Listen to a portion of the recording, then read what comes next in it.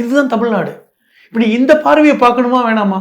இன்னைக்கும் சொல்றேன், 14 விழுக்காடு இருக்கின்ற கர்நாடகால புர்கா போட முடியல, புர்காவை கலட்டுன்னு சொல்லும்போது அந்த பெண் அல்லாஹ் அக்பர் என்று கோஷம் போட்ட விஷயம், அந்த பெண் பின்னாடி இத்தனை பேர் காவிகள் துரத்துனது, இதெல்லாம் நம்ம பார்த்தோம் பாஜக ஆட்சியில. அங்கு 14 விழுக்காடு முஸ்லிம்கள் இருக்காங்க, தமிழ்நாட்டில் 7 விழுக்காடு தான் இருக்காங்க. 40 விழுக்காடு முஸ்லிம்கள் அஸ்ஸாம்ல இருக்காங்க, அங்குதான் என்ஆர்சி அமல்படுத்தப்பட்டிருக்கிறது. அங்கு ஒரு ரிக்ஷாக்காரருக்கு 5 ரூபாய் கேட்டா முஸ்லீம் ரிக்ஷாக்காரர்னா 3 ரூபாய் கொடுக்கலான்னு சொல்லிட்டு அங்க இருக்கின்ற முதல்வர் விஸ்வாஸ் வெளிப்படையா சொல்றார், நீங்கள் முஸ்லீம் ரிக்ஷாக்காரருக்கு விலையை குறைச்சு கொடுங்க, அது ஒன்றும் கெட்டு போயிடாது. முஸ்லீமுடைய கூலிக்காரருக்கு விலையை குறையுங்க, அவர் கடையில நீங்க விலை குறைச்சு வாங்குங்க, அது ஒன்றும் பிரச்சனை கிடையாது. 40 விழுக்காடு முஸ்லீம்கள் அஸ்ஸாம்ல இருக்காங்க. அப்ப இங்க எண்ணிக்கை முக்கியம் அல்ல, ஆட்சியாளர்கள் முக்கியம். அதான முக்கியம். 40 விழுக்காடு இருக்கின்ற அங்கு எவ்வளவு பெரிய மோசமான நிலைமையில மக்கள் இருக்காங்க. 7 விழுக்காடு முஸ்லீம்கள் இருக்காங்க, 3.5 விழுக்காடு இடஒதுக்கீடு இருக்கு. அதை நம்ம 5 விழுக்காட கேட்டிருக்கோம், கோரிக்கை வைக்கிறோம் தொடர்ச்சியா.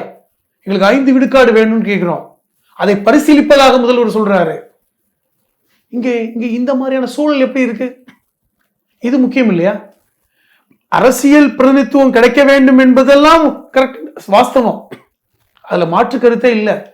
16 சட்டமன்ற உறுப்பினர்கள் சட்டமன்றத்தில் இருக்கணுங்கிறதுல எல்லா மக்களுடைய கோரிக்கை அதுதான். இந்தியன் முஸ்லீம் லீக்குடைய தலைவர் காதர் மொய்தீன் அவர்கள் வெளியே சொல்லும்போது கூட எங்களுக்கு 5 கொடுத்தா போதும், ஆனால் 16 கிடைக்கணும், 16 சட்டமன்ற உறுப்பினர்கள் முஸ்லீம்களா இருப்பதை திமுக உறுதிப்படுத்தணும் அப்படின்னு சொல்வதெல்லாம் சமூகத்துடைய குரல் தான். இதே குரல் தான் பேராசிரியர் ஜவாஹர்லால் அவர்கள் வெளியே இப்படி பத்திரிகையாளர் கேட்கிறாங்க, வட இந்தியாவில எல்லாம் முஸ்லீம் பேரை சொல்ல முடியல, முஸ்லீமாக மதம் மாறினால் நீங்கள் கைது செய்யப்படுவீங்க. அங்க மதமாற்ற சட்டம் இருக்கு. உத்தரப்பிரதேசத்துல நீங்க மதம் மாறிட முடியாது. ஒருவர் ஒரு இந்துவோ ஒரு கிறிஸ்துவரோ ஒரு முஸ்லீமாக மதம் மாறுவது என்பதற்கு ஏகப்பட்ட ப்ரொசீஜர் இருக்கு. நீங்க மாவட்ட ஆட்சியர் அலுவலகத்துல போய் ஆட்சியரிடம் அனுமதி வரணும், அதுக்கான காரணத்தை சொல்லணும், அவ்வளவு எழுதி கிடையாது. ஆனால் இங்கு மதம் மாறியவர்களுக்கு 3.5 விழுக்காடு இடஒதுக்கீட்டை நான் உறுதி செய்கிறேன்னு ஒரு முதல்வர் எப்படிங்க எவ்வளவு தைரியமா பேசுறாரு அப்படின்னு வட இந்திய பத்திரிகைகள் ஆச்சரியத்தோட பாக்குறது எப்படி பாக்குறது?